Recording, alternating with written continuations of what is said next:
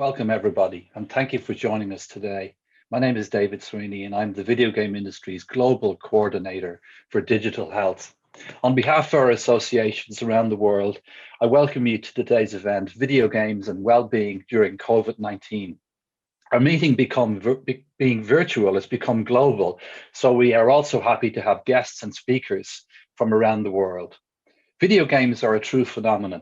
Nearly 3 billion people play games today. Games link technology, art, and entertainment.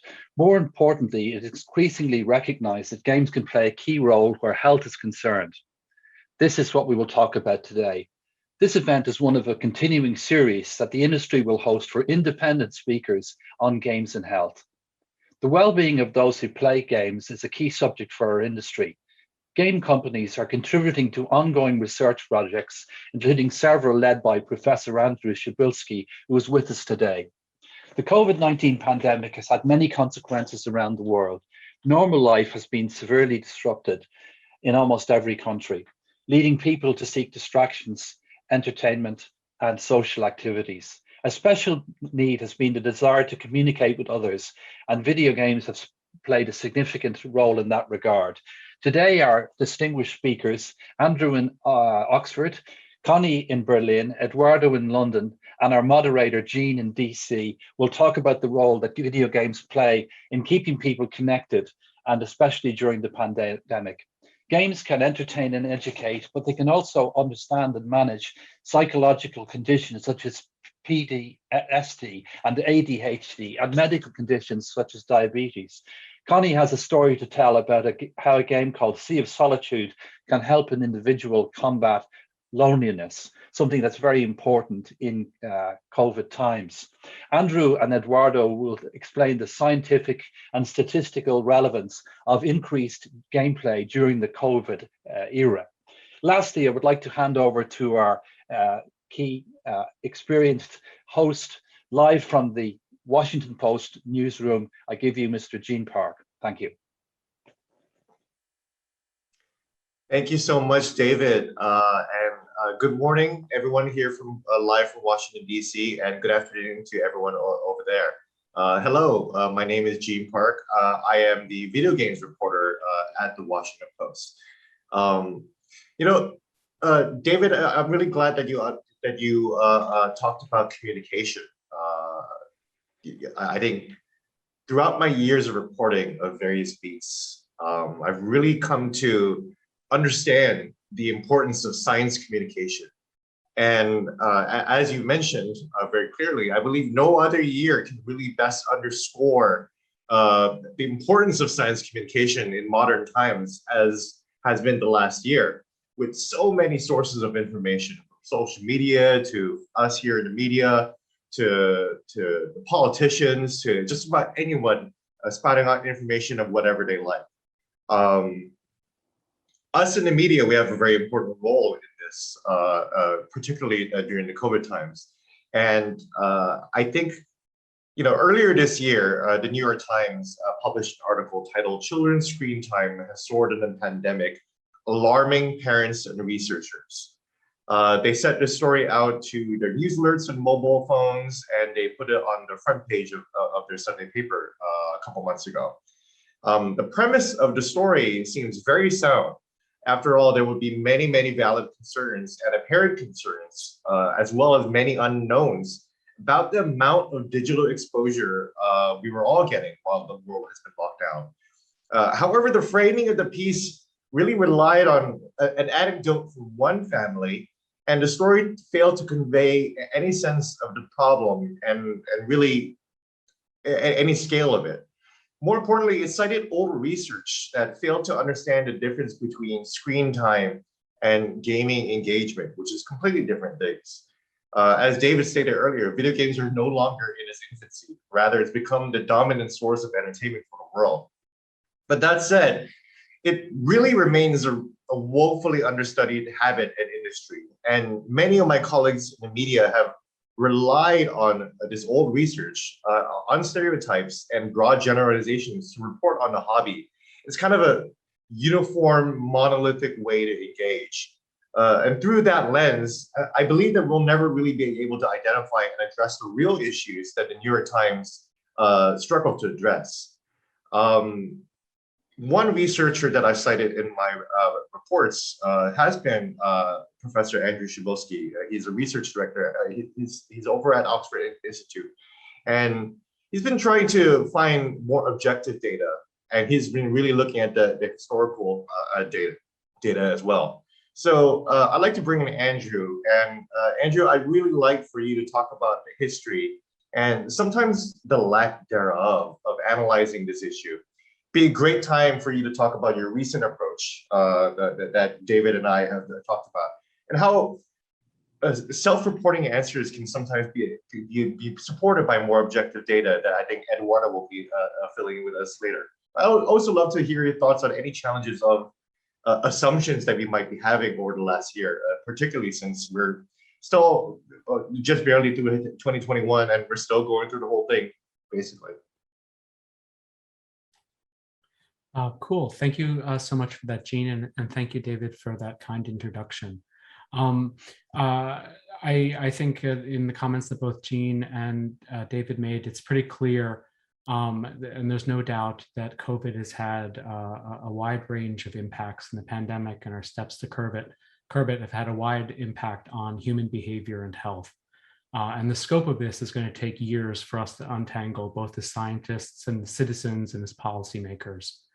But in the meantime, before the final story is written of what happened and how it came to be, everybody will quite naturally ask themselves and ask others, what are the personal or professional or industry implications of this crisis for us or for our field?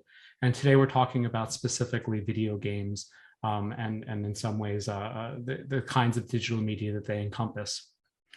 I do think that this is a natural process for us to try to integrate these experiences, but I would just caution that it's very easy to jump the gun. It's very easy to go to best case or worst case scenarios about games being either our savior or demons. And this has already been seen in the kind of reporting that Gene and his colleagues have been doing in terms of the possible effects of games on health, on addiction, on aggression, on family, social life, for good and bad. But I think that as a scientist, it's just very important for me to remind everyone that skipping steps like this, jumping to your hobby horse, is a real problem. And it's really important not to forget the basics, even when something large and dramatic and traumatic happens. So we need to take care not to forget the basics behind human behavior and how we understand health in light of the digital world and in light of the video games. So my hope today is to take a few minutes to talk about two imperfect studies that we've run to try to get at these basic questions, to do a first draft of at least the scientific history of games and COVID-19. And I would note that the organizers of this event, David and others, have shared 3 pieces of academic research that we've conducted here at the University of Oxford. And I'd ask you to please look at them because I did not have the time or attention to create slides for you because I have 2 very young children. To kick off, I just want to talk about one study that we conducted, a first study that we conducted in response to the pandemic focused on online video gaming in 2019 and 2020. We used an API. This is a kind of web database tool to scrape gaming activity across the past 2 years. We wanted to get, instead of jumping to assumptions about, lockdowns leading to gaming addiction or other boogeymen, we wanted to really know whether or not historic events, key events like the WHO declaring a global pandemic really kind of was related to any kinds of upticks or any kinds of shifts or changes in the behavior of players worldwide. So what we did was we looked at the top 500 games on Steam. We coded the games in terms of their contents, whether or not they were single or multiplayer games. And we compared baseline data, daily play data for 2019 and 2020, so that we could get some sense of what the heck might be going on. And we found basically 4 or 5 things that I think you might all find interesting. This is all detailed along with the data and the code in the academic papers that are linked. First, and potentially unsurprisingly, we found pretty pronounced bumps in engagement when national lockdowns began, which is to say that many more people were playing online video games at the start of the pandemic in 2020 on a daily basis than had in 2019. We found that these bumps were mostly carried by social multiplayer games that had the ability to connect people online.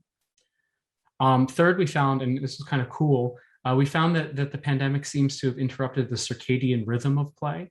So video game developers and players will be familiar with the idea of the weekend effect, which is to say that, video game play isn't normally uniformly distributed across the week. People just have more time on weekends or whatever their days of rest are, depending on the part of the world they live in.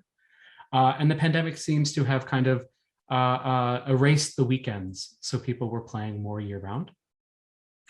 And finally, we found, or nearly finally, we found that shortly after the lockdowns, as lockdowns eased, everything returned to baseline, to 2019 levels. So it didn't look like necessarily, at least in the data we saw, that the pandemic kind of set off a new wave of heightened video game engagement and possibly addiction. We found those bumps went away. The engagement bumps went away, but the weekend effect stayed, or the absence of the weekend effect stayed. So we found that, generally maybe because of work from home, people are playing the same amount, but they're playing all around the week. The second study I want to talk about was one that we conducted partnering with colleagues at the University of Vienna and an organization in the UK here called Nesta. Our study analyzed data from the UK adult population. We tracked well-being and 7 kinds of media, including video games, across 6 weeks of time. So a couple thousand British adults across 6 weeks. So we were using self-report data here. And we were kind of curious about, like, if you increased or decreased your video game play, let's say, or if it went up or down, what kind of consequences might that have for your follow-on well-being? And then kind of what are the trends? Are there bumps? And here we found 3 kinds of results. First, we found that people largely stuck with whatever media they were doing before the pandemic. We did find that people did pick up games at a slightly higher level than normal. But people who were traditionally gamers, at least in the first 2 weeks, or the first week specifically, they tended to consume more media, specifically about an hour and a half more of video game play right when the UK lockdown was announced. But then we found that this kind of tailed off pretty dramatically in the 3rd through 6th weeks of lockdown. So maybe people were less browsing new games and they were just kind of locking in to, let's say, Animal Crossing or something like that. So yeah, again, just as in the large scale study where we derived data from the Steam database, from this online gaming service, we found with this survey research that there was an initial bump that then kind of trailed off as time went on and as policies changed. Finally, we found actually, and this is a bit sad for us because we thought maybe this would be true, no consistent relationship over time within individuals between increases or decreases in gaming or other forms of media and well-being. So it's true, people did increase and decrease the amount they played video games, but that didn't seem particularly strongly related to how people say they said they felt emotionally, or how they said they felt about their life in general in terms of a concept called life satisfaction. So I just want to thank you for sticking with me through that. It's a whistle-stop tour of literally months of work. And I would say that if you're interested in any of what I just said, please do check in with the resources that are on the event website, where you can kind of see how we dug down into the data, and you can play with the data and the code yourself, actually.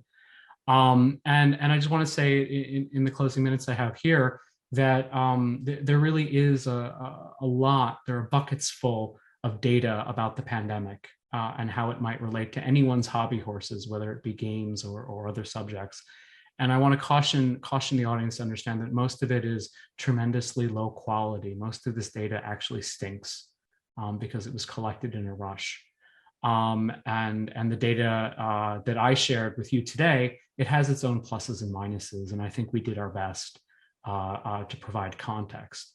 That said, I'm not casting shade on my other panelists. I think that Eduardo and Connie are going to share some really cool observations, and it doesn't fall under this rubric. But I want to emphasize that we scraped together the kinds of data that I talked about. We used collaborations. We kind of siphoned data out of the back end of one gaming service using an API web scraper. But that's really a poor substitute. We've been doing a poor substitute for the kinds of data that the games industry collects primarily on their players. And we've been doing some really exciting work with a broad range of games companies. And I think it would be really cool as we write those subsequent chapters about how the pandemic affected us globally and affected our behavior and our health. If there's opportunities to work with industry to go deeper, to advance what we understand about games, gaming behavior, and health. Because I think that it's all too easy to jump to fast narratives, cheap narratives like the ones that Jean was talking about, and really miss the big picture. And I think that if independent researchers have access to the kinds of data that are used in industry for things like improving player experience, if that data can be used to understand the circadian rhythm of play and how it may have affected how games may have affected our health and behavior on a global level with much higher fidelity than what we were able to wrangle, I think that we can write a better account of what happened with the pandemic. And I think that we can absolutely take care not to forget the basics, understanding what are those behaviors that are most intimately linked with mental health, with physical health, and psychological well-being. So with that, I want to say thank you for your time and attention. I appreciate you sticking with me. Please check out the resources on the website, and I'll pass it over to Jean. Thank you very much, Andrew. I highly recommend it that you check out the research. A lot of fascinating stuff there. I'm really glad Andrew brought up the issue of fast, quickly scraped together research. Being in the media myself, I understand the appeal of interesting information that's put out very, very fast. And I think a lot of my peers, again, no shade to my peers, obviously not on the panel, but over down the street up in New York or Brand X or whatever, and other media outlets, I do think that I do hope that they're a little bit more careful in terms of reporting this information out. It's interesting also to hear, Andrew, about what you said about how people felt during engagement. I'd be interested to see how people would feel if they played the game of our next speaker. Connie Gebert. She is a CEO, writer, producer, director, and game creator of Sea of Solitude, a very, very critically acclaimed video game from 2019 that really won hearts all over the place. And it was definitely a game about finding your heart, rediscovering your heart, and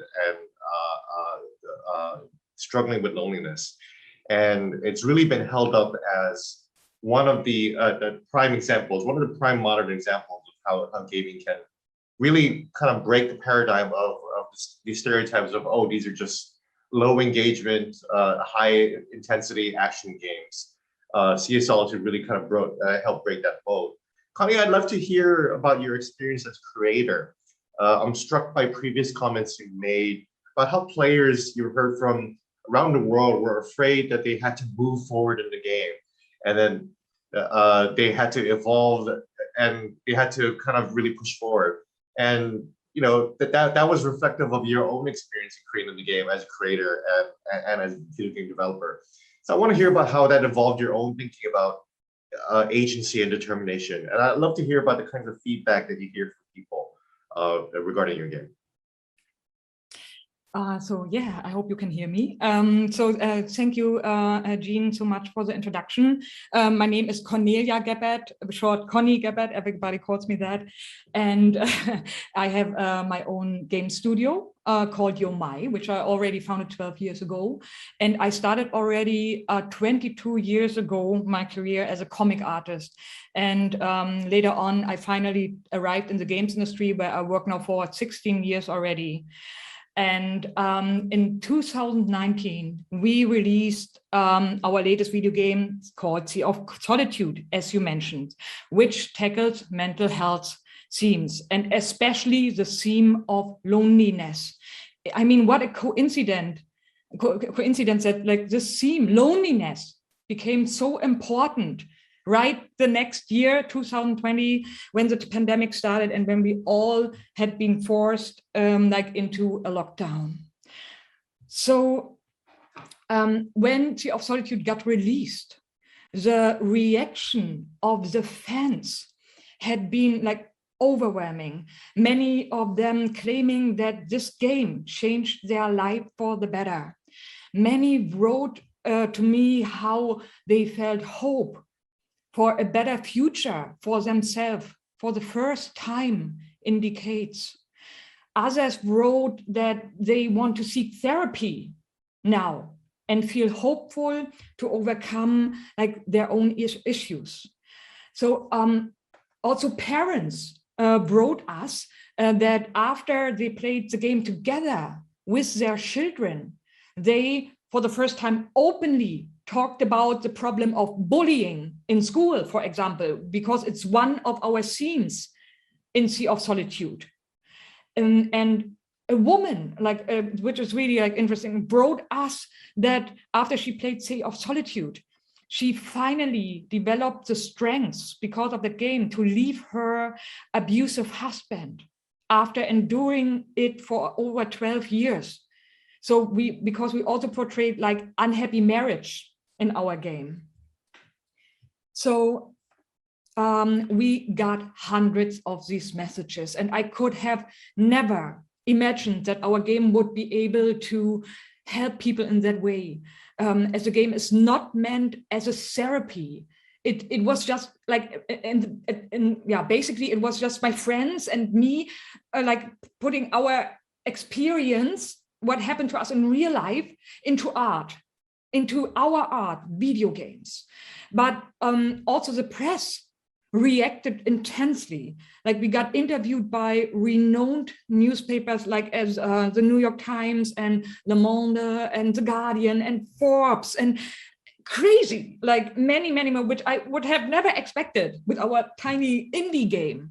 So the biggest achievement has been like our official invitation to give a TED Talk about the story of Sea of Solitude, which I'm still stunned that this actually happened. It was so crazy. So to tell you a little bit about the game, like in our game, you are a person named Kay, who suffers from such strong loneliness that her inner feelings, her anger, her feeling of hopelessness and worthlessness turn to the outside, and she becomes a monster. Kay is basically a representation of me back in the days and the path I went through to overcome my own struggles. So we portray her as ripped apart into her basic emotions, which manifest like into monsters, and Kay has to deal with them one by one. The story actually plays in Kay's mind. You are walking through a world flooded by her tears, and the weather is affected by her mood. So you can experience what the characters are going through. The game is about finding out why this happened to her and how to turn her back into a human. But we not only show how people like see themselves when they endure emotional pain, when they have mental health issues, but we also show how outsiders, like their friends and their family, see those who struggle. So in the story, we show many different manifestations of loneliness, as I mentioned. One loneliness comes through social exclusion. This is one type of loneliness, and it's very common. So in the story, the brother of Kay gets bullied, as I mentioned, in his school, and he just wants to fly away. We portray him as a huge bird monster surrounded by thick fog. We also show loneliness in relationships, like when parents just stay together for the sake of their kids, but actually end up hurting the entire family by faking their feelings or trying to portray something else than that is really going on. We also show loneliness through mental health issues. The boyfriend of Kay suffers from depression and shows that sometimes it is most important to focus on your own well-being first, so that you are the most important person for your life. So Kay herself is ripped apart into her basic emotions, which manifest into monsters as well. Some of them help you, and some of them are trying to stop you. And we like portray self-doubt and self-destruction, but also joy and hope and willpower. All those emotions manifest. And none of those emotions, like self-doubt and self-destruction, completely vanish within the game. The key message we portray with Sea of Solitude is to not only chase for joy and happiness, but to embrace all your emotions, to bring all your emotions into balance, I would say, like being okay to sometimes not being okay. So already in late 2013, I started to come up with the first idea of Sea of Solitude. I personally felt more and more unhappy, as I always wanted to make meaningful art. But then back in the days, like I rather did the opposite. Like we focused on creating more commercial games. Back in the days, like in 2013 and 12, it was not that common to make like emotional, impactful games. It was more this commercial attitude back in the days. So it was great. We made good money with that. But I was an artist. I didn't felt fulfilled. So and at the beginning, I have to be honest, Sea of Solitude wasn't very deep and meaningful, the first concept. But what was missing by then was one life-changing experience in my life that arrived early 2014. I got into a new relationship that at first seemed perfect. Like I was so in love and he was so in love. But after half a year in this relationship, I realized more and more that something wasn't right. He acted strange. The constant ups and downs of him, love bombing, then silent treatment, then love bombing again, left me devastated, confused, and incredibly lonely. Then this man opened up to me that he has clinical depression.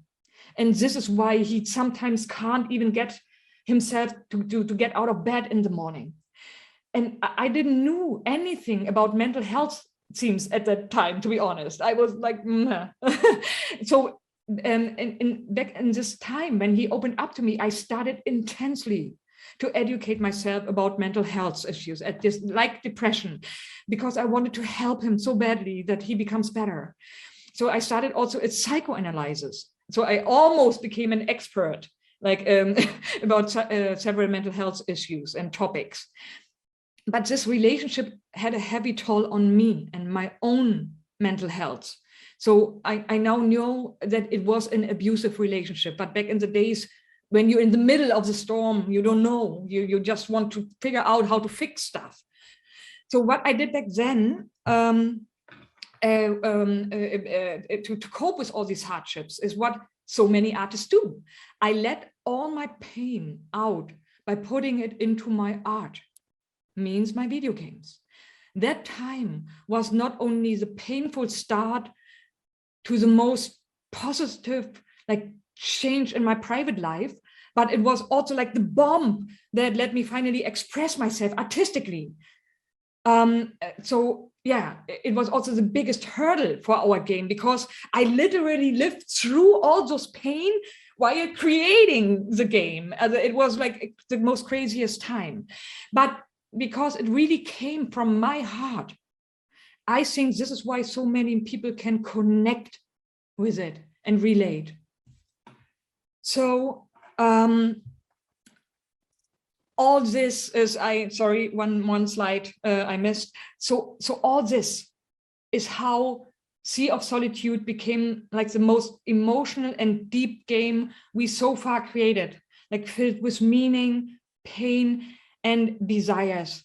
And so many people could connect to it and relate to it, and we are still stunned about that. So first now back to Jean. Thank you for listening to me. Connie, thank you so much. I really related to Kay's story. Having been diagnosed with clinical depression myself, and I was really struck by what you said earlier about folks writing in and telling you that they decided to seek therapy. Therapy was not something I started to seek until I was well into my 30s. I did not know that I had depression this entire time. And like from what you said about your ex-partner, it sounds familiar. I think Connie's story is such a great, perfect example of how so many of these these games are being made as artistic expression. And as she said, I think anyone who listens to music or watches movies or reads poetry can understand the connection that someone can have if you really feel that art is coming from an honest place. And I think Connie was able to show that. I do want to head over to Eduardo Mena, who is the research director of Ipsos Mori. As far as I know from Eduardo's work in the past, his firm has been really studying up to date the data on engagement in the video game industry, and there's all these headlines about how engagement is going up for the video game industry, and it's sometimes people treat it like a new thing, but as Eduardo will probably show you, it's definitely been on the upswing. So I've been really excited to hear about the kind of data your firm has been able to compile recently, and what kind of opportunities that might represent for the industry, and what this data might entail for the future. I'm sure you've seen trends before 2020. I'm sure that the trends that you were seeing accelerated before 2020 were certainly accelerated. And as Andrew said earlier, perhaps it might have been dying down. But I'd like to hear your breakdown of these stats.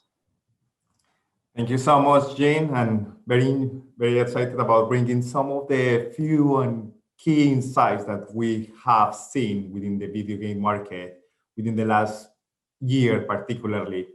I think just to introduce, I work in Ipsos. I'm a research director. We've been partnered with ISFI, the Interactive Software Federation of Europe, for the last 10 years in order to follow and track the video game market in the main European countries and the UK. We call our kind of research Game Track. And this has been running across the UK, France, Germany, Spain, and Italy. So when we run all this data and we look at the details and the results, what we have been able to analyze and get the insights, it's about the acceleration that the full video game market had within the last year in particular. And obviously this happened just as the entire world went into the COVID-19 pandemic. But actually we would like to bring here is a couple of very nice insights about how the video game market not only offers support, but expand itself just because people and players became more close to the medium. So I will share some slides. I think just to start, I think we have been tracking the market for, I say, like the last 10 years. And particularly in terms of how important the video game market or the video game medium has raised in relevance across all these countries, is we see here the incidence of the proportion of the population that have played any games at all on any device. And it's very simple to see that in 2019, it was just low 50s, slight proportion lower than 50%. And then as soon we hit the 220 for the first half, particularly quarter one and quarter two, this overall proportion of people across this country just engaged with the video games span and reached around 51% of the overall population. And then it decreased to around 50%. At the end of the year, what we mean is around this half of the overall population across all these countries account for around 118 million people have played video games. So half of us play video games on any device, consoles, PC, and smartphones. The most important thing is how actually that expansion of the video game base had actually changed for the end of 2019, pre-pandemic, in particularly in the European countries. And you see that increase at overall level. The net increase is nearly 2 million people who actually start playing video games at overall level. Obviously, there are very different dynamics across countries.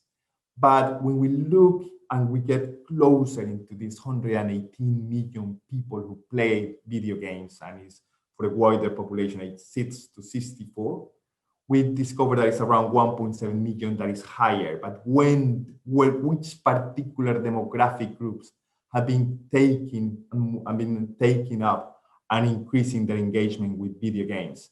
And we see that here that actually what has made more relevant the video game is it's almost neutral gender balance.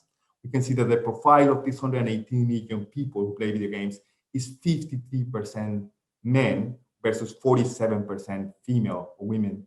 And particularly when we compare that number of that profile versus last year, 2019, 44, we see that it is an increase in terms of the women playing video games. Not only about gender, but it's about the ages where video games has actually gained and expanded in terms of relevance.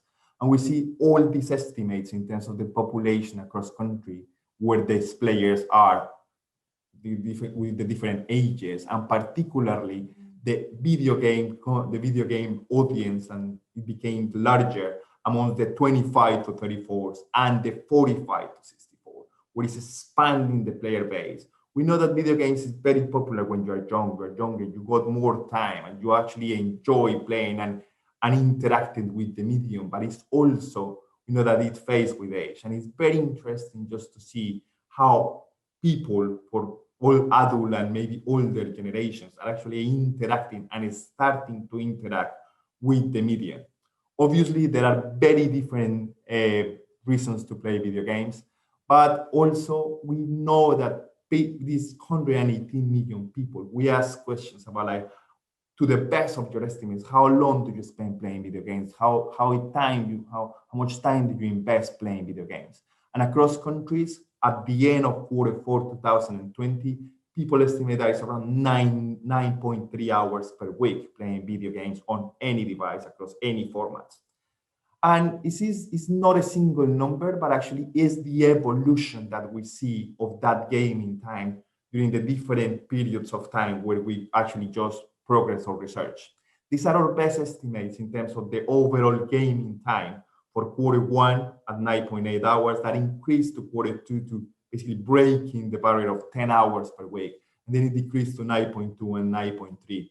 So you see that it's a very clear correlation in terms of where the restriction were put in place just to face in the European markets to face the pandemic during the first half of the year, and how not only expand the video game audience, but actually the video game audience went deeper and discovered more video games. And then as the relaxation of this measure were implemented, it actually came back to normal. But something more interesting is when we compare against our estimates for 2019, the year before. So basically, we have seen that on that year, the overall average of gaming time was around 8.5 to 8.8 hours.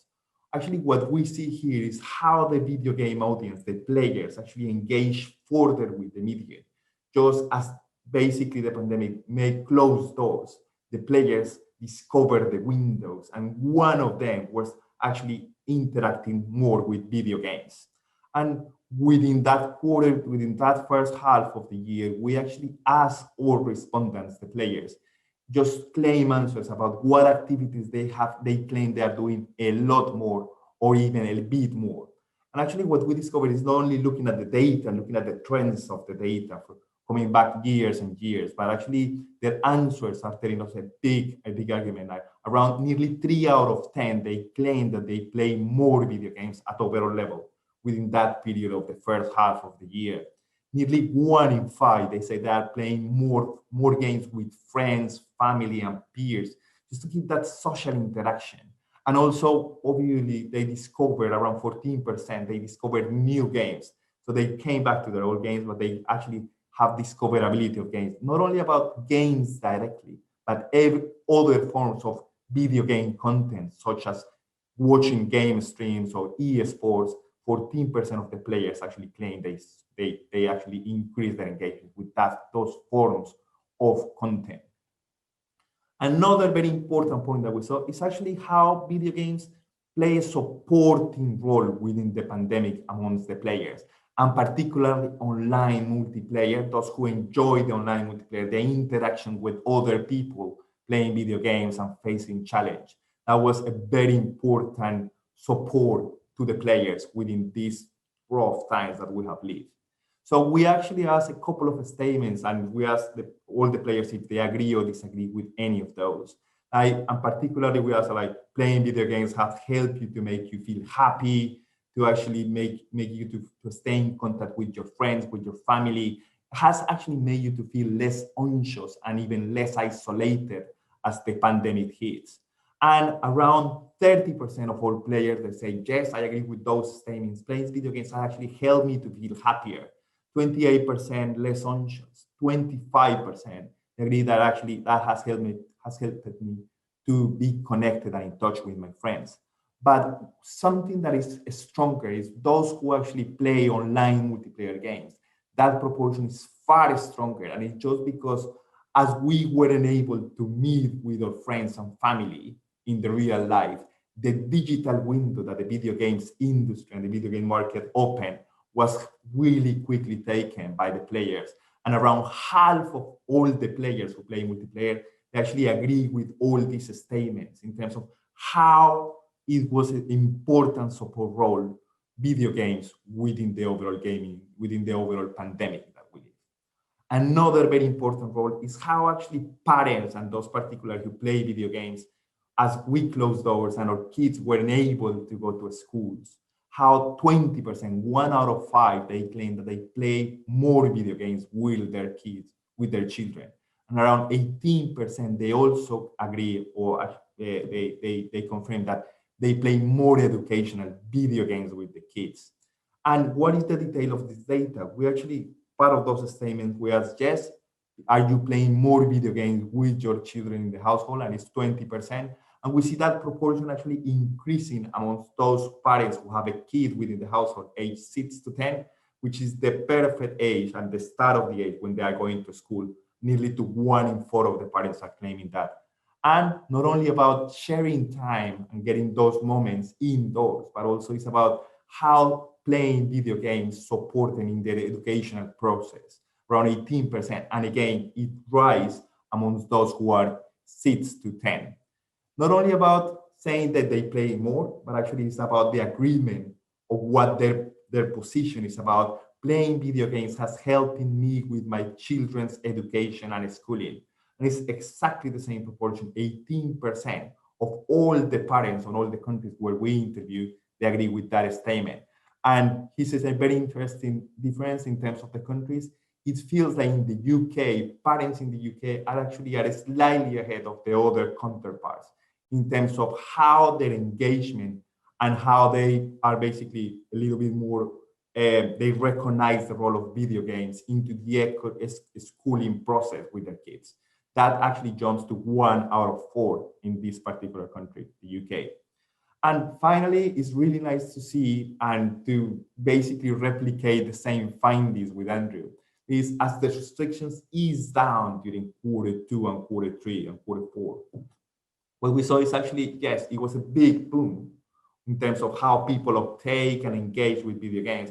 But as soon restrictions were removed from all the countries, the engagement was actually decreasing with every single month that passed. And that happened across every single country. So basically back to normality, but in some ways different. And I think particularly in some ways different is actually how people, and particularly the players, actually improve and change their perception about the link between video games and mental health, particularly within the last year. Everyone is being aware of being indoors is not good for you, being away from people is not good for you. And actually video games facilitate that channel to keep in touch. Around 1 in 4, they agree that video games and that relationship between video games and mental health move in a more favorable way. And that's stronger amongst those who play multiplayer online for obvious reasons. They keep in touch with friends and family, but also amongst parents because they discover and enjoy that moment, that channel, that medium to interact with their kids and to facilitate the learning. So in a nutshell, last year, engagement with the video games has achieved record levels, not only in terms of reach, but also in terms of engagement. People enjoy investing time in this formidable medium. And also is how the COVID pandemic accelerated this video game engagement. People recognize that the medium actually is a window to keep in touch with their partner, friends, and others. And parents is a very important role because they also use the medium to share time and experiences with their children and also to facilitate their children's learning process. So in a nutshell, these are the key points that we have discovered in our research. And back to you, Jim. Eduardo, thank you so much. I'm sure that even though activities went down, no doubt the pandemic definitely grew a few more gamers in the last year or so. I do want to remind the audience that the panel is taking questions. So if you do want to have any questions, you can put them here on the side in the chat, and we'll try to get to them. So I do want to leave some time for some of your questions. But I just have a general question for everyone. When it comes to analyzing the issue of how video games affect mental health, this question I guess might be for Andrew and Eduardo. Can the games industry do better in sharing information? I'm struck with Andrew's example of having to find a backend into the Steam API, one of the game storefronts to buy digital games. That information isn't really provided. And being a reporter, I understand that the games industry is notoriously secretive in terms of holding its data. So I'd like to hear your thoughts on whether the industry could be helping more. Particularly for the findings of our research, we interview people and we just talk to the gamers. We run an incredible number of surveys every year. And by just understanding the trends and kind of looking at what they claim they do versus what basically the claim behavior is, we find the insights. And we have shared all these findings with ISFI, and ISFI has placed more insights in terms of the website. So definitely it's something that at overall level, we're trying to get the message across in terms of the relevance of the video game market, but also in terms of how the video game medium at overall level support and is becoming more relevant with everyone in order the demographics, in the ages, in the genders, for everyone, and how that channel could be a perfect medium to support particular bubbles and particular people who actually had some mental health problems or issues. How we can, the video game market, make the players feel happier, less isolated, and keep in touch with their peers and mates. So definitely it's a hard labor, and we know that there are lots of information out there. And it's also really good to hear from Andrew because he has seen the data and the behavioral data behind all his work. And I imagine that it's a fascinating topic. Yeah, so if I can jump in, I would just say that it's really important to know if you're interested in anecdote or the kinds of evidence that kind of fall along the lines of what people say they do, or if you're interested in kind of more serious scientific takes on the links between different forms of play, different modes of play, and mental health. And so kind of as you want to move up from that first draft of history or that first impression of a new technology through describing what's happening, being able to predict what's happening, and maybe even be able to intervene on what's happening to maximize mental health, it requires you to also kind of go up an evidence ladder. And I'd say, you're absolutely right, Gene, that there's a bunch of data out there that might be thought of as proprietary or secret. But, I tend to think of it less like that and more like, what is the data that's not being collected? What are the reasons why it's being collected now? And how might it be collected in the future in a way that acts like a rising tide for all ships. And so I think that if you want to move beyond just asking people, do you think this one game helped you in this one day? And you want to understand how human play, collaborative play, specific types of narratives kind of feed into the human story and into mental health. It means you have to dig a bit deeper. And it means that the kinds of data that aren't being collected now might need to be collected, kinds of data that might be thought of as private by companies need to be shared, and that players themselves should be part of that process. When you play games now, you generate a good deal of data, and it's really important to serve to do right by players, to be ethical, to be legally compliant, and to make sure that they can, if they want to, they can act like citizen scientists in a way that allows people like me to delve deeper into these questions. And I'm cautiously optimistic based on the work that we've been doing with the games industry in the last 18 months that we could get there. And I'd really love that. Connie, as a member of the industry and as a creator, what do you see? Do you think the media and the industry could be doing better to communicate the benefits of gaming and the diversity of games that because I'm thinking about how much I would appreciate a game like Sea of Solitude when I was a young man, it's an indie game, and you mentioned that you got a lot of coverage, but as a creator, do you think that the industry could do more to push for a diverse set of games, the kind of experiences that you created?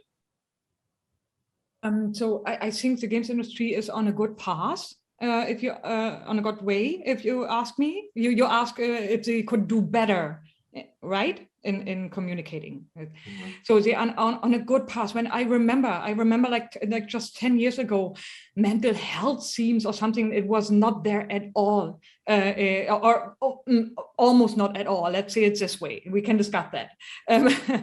But I always say, like, the games industry is growing up. It's like becoming slowly adult.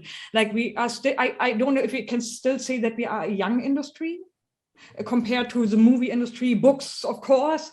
And like we are now, like naturally evolving. I often mention like that games with fathers as a main character, like so many more games with fathers came out in the last years and portraying relationships between child and father, because all the game developers become now adults and get children, as Andrew, and of course they want to portray their life in it, like in God of War or something. So it's like we're becoming adult, and we slowly want to talk about more than like a pirate or pirate stories or something. So it's a natural evolving in my eyes. So we are on a good path, and we can always do better. So I loved how positively everybody reacted. Can I mention one more thing about other positive things about the games? I don't know, sorry if you mentioned that, Eduardo, then I didn't get it, but I was at another panel talk not long ago, and there was a physiotherapist, a sports therapist. And he talked about like that during the pandemic, this game called Game Ring Fit Adventure got sold out like frequently. I tried to buy it too, and it was sold out everywhere. You have like physical little tools where you can engage in front of the monitor and train yourself to get stronger, and you get rewards in the gaming. He talked about it, that this is also a new path, an interesting path to have games at a starting point to get people into sports and then get them out into the real life and make sports. But it's so interesting that they already start to do research in this field too. And that during the pandemic last year, so many people bought that specific game, because you could physically like engage. And I love that idea too, that they are researching on that, and that this will be helpful too, also with physical illnesses. They also already starting to research how it can help people. And Eduardo, I'm sure you know about that stuff. I just wanted it to mention. Yeah. Yeah, something that I would like to add is, I mean, at Ipsos, we have seen how actually the video game market and is basically feeding other source of content and other ways of expansion. Like the gamification of content delivery is being accelerated, as we have seen in the last year. It calls my attention, like you said, like that game was super popular, but also it's like how other sorts of activities and behaviors and content creators are using gaming now as a serious thing. Like it's not only about being playing like seated and playing your adventure, your game, your preferred game, but also it's about moving. We have seen how the interactions and the overlap between sports and gaming are happening, where these simulators, and we know lots of brands that are working about cycling, running, doing exercises with your screen in front. This year has been an amazing uptake of that industry. And it's not only that, but it's about delivering concerts and content in video game environments. It's another way to evolve and get in touch with your audience, that they're just looking and they're just looking to get more and more out of that medium. And this particular is a big opportunity for the video game market and industry to be more relevant, but also to communicate and help and support their audience in every single aspect. Okay, we're at the 5-minute mark, so I do want to start closing. Do we have any questions from the audience here? Yeah, I have a couple of questions. Great. Jean. So it's been a wonderful session. So thanks everybody. The first question is to Connie. Connie, you really broke through the fourth wall today in your presentation, and I'm wondering, were there any psychologists actually consulted on the game when you put it together? I know you've had a multitude of roles within the game. So I had, like, for 5 years, I was in a psychoanalysis. Normally you don't do that that long, but I was mainly like often talking about my game, and he like intensely was my therapist, an intense influence on the game. Like he said, like later on when he played the game, like people who had been in a psychoanalysis and played Sea of Solitude will likely see that there is the writer was doing some psychoanalysis stuff. So this was my main source to get it right. So. Right. Thanks, Connie. The other question is, and it's kind of common to Eduardo and Andrew, it's about the sample, getting people to actually sign up for the research, either statistical or scientific. How does that actually transpire? Is it difficult? Do you have to approach a lot of people when you're doing your work? I would say it entirely depends on what you care about. There are kinds of studies that are relatively easy to recruit participants for. There are kinds of questions where it's trivial, where you only need to look at trace data, telemetry inside of games or do surveys. And then there's much more complicated kinds of studies where you might want to reach a special population of players or people struggling with mental health in some way. And when you're getting to those kinds of fine points and doing those kinds of really high stakes research, it is much more resource intensive, and the sample really matters.